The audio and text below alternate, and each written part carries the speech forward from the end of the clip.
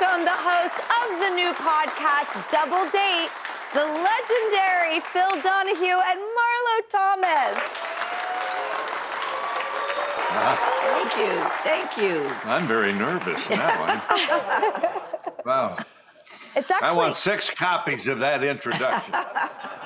You got Drew. it. Hi, Marlo. How are you? You forgot to mention that you visited St. Jude. What a good girl you are. Thank you. Thank you for having me. It is one of the most important hospitals in the world. And I mean, it's hard to pick with both of you all the topics that we want to talk about because you have accomplished so many things and you've changed the world in so many ways. So what we do here on the show is a timeline. And so I thought if you guys are open to it, we could do one with you guys. We're here for you, babe. Whatever you want. Okay, great. Ready? All right, we're gonna take a trip down memory lane with a special edition of... It's called Drew the Years because we pun my name with everything. So going Drew the Years in this beautiful timeline, I would love to start with 1955.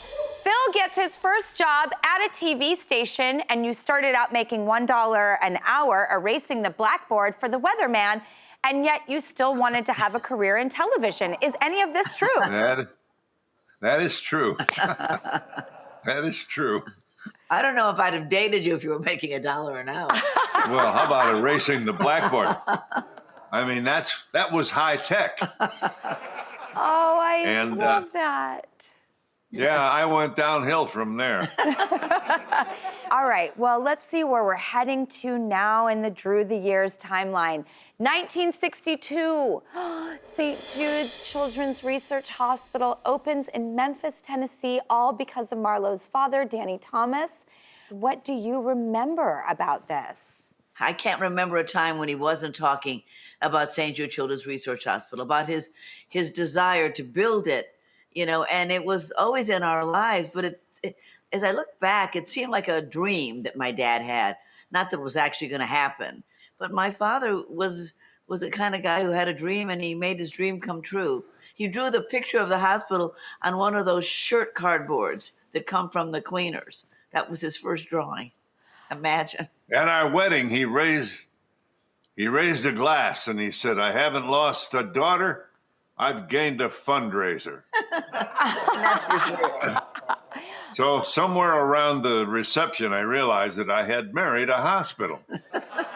And that's what's kept us together.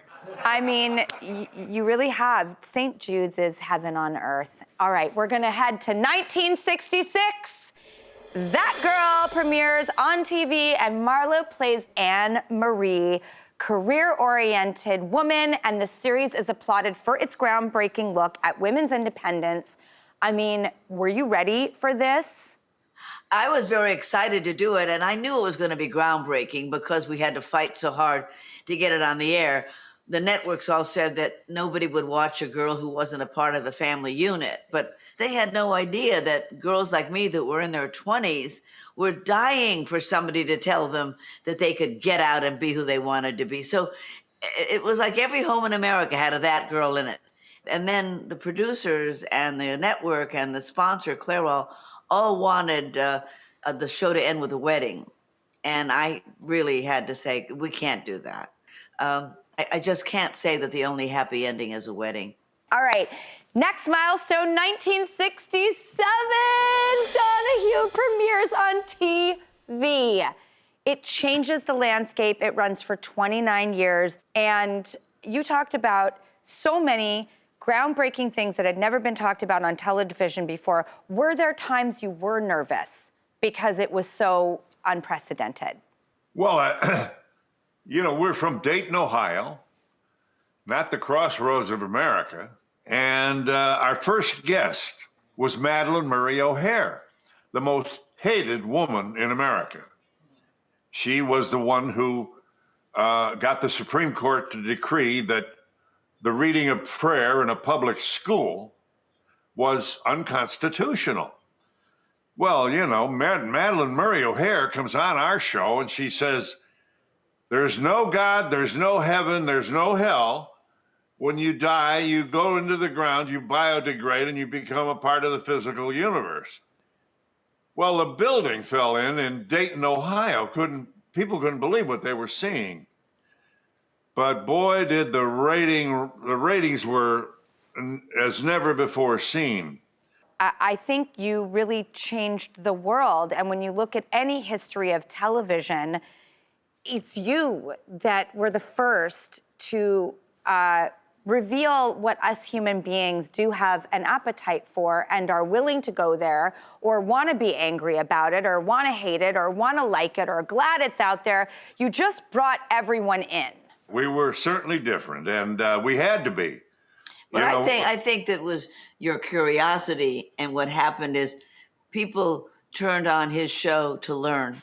That is what I look for today when I'm watching the news. There are certain people that we watch on the news as we flip from channel to channel, and I think that's what Phil did. I think that is so well said.